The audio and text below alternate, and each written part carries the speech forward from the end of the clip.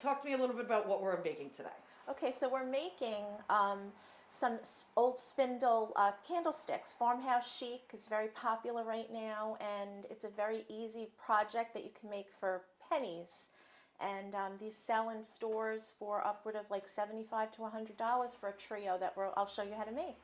And how did you come up with the idea of how to make them? I'm not gonna lie, I'm on perusing Pinterest all the time, and I saw them, something like it, but this is my version. Each one, I would say an hour for each one, because you do have to allow some time in between. It's mineral chalk paint, so it does dry very quickly, but you do have to allow a little bit of time to put a second layer on and let it dry. Ultimately, if you had a little fan to help it along, that would be great. And then you want it to, actually, you could let it cure overnight, let the paint cure overnight, and then you would sand it a little bit to distress it. Gotcha. And cost? Cost is very minimal, depending on if you can find the spindles, like at a flea market or even in a garbage. I've seen them at the curb. People take out old stairways, and the spindles are at the curb. So I'm always on the prowl for junk for free. I mean, it's great if you can get it for free. Okay. But if you wanted to buy these at the Home Depot, they're probably, I don't know, $5 or $6 each. Okay. It's nice to get different sizes and different shapes. You don't want all three the same, unless that's the look you want. Then you would do all three the same. All right. Well, we're going to make a candlestick out of a spindle and a base of old barnwood, and we're going to wrap it with some trim along the base. Okay. So, so are you measuring a yeah, you normally measure. We use old spindles.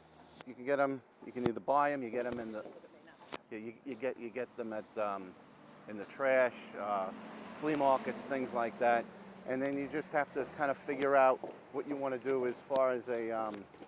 You want it to be kind of dimensional, so I have a chop saw set up, and we would cut the spindle, both sides. I'll give you an idea of how would we do it.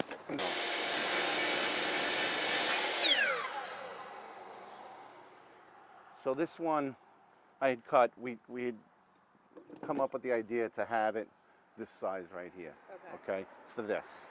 Do you know about how? This is fine. Well, this was kind of my wife going this much by this much, and this came out to be 5 3/4 by 5 3/4, a perfect square. Okay.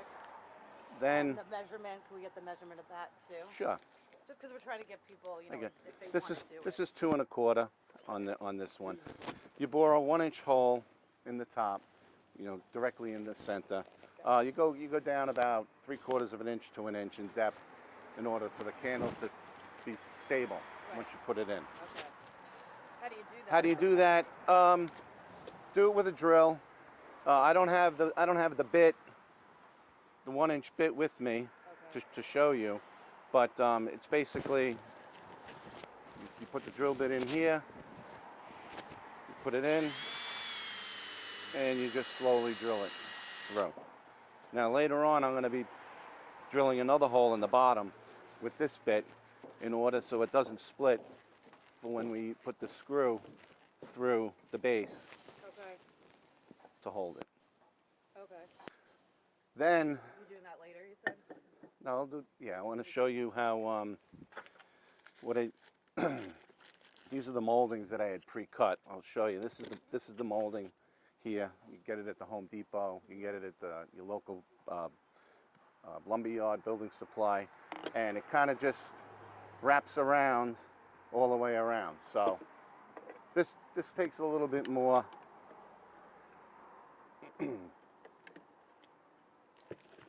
There's a little bit more involved.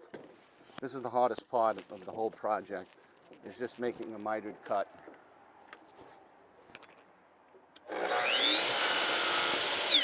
Cut at a 45-degree angle. You have a nice picture frame cut like that. So what I do is I just hold it, mark it, then a 45-degree angle the other side. I use 1.25 inch brad nails. No, no. 3 brads. And then you just continue, you wrap all 4 around. So then your base is done. I find it easy to do it that way than to attach the spindle first. That's how I got here. Yes, Danielle, it was so nice. And the thing about this paint, it covers really well. Yeah. Just going to use a little more water, it dried up. So,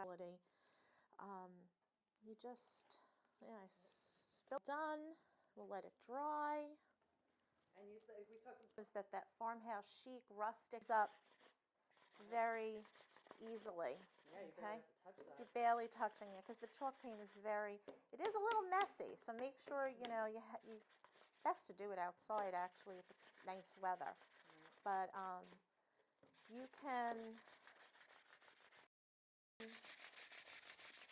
just distress that. Okay. Didn't have the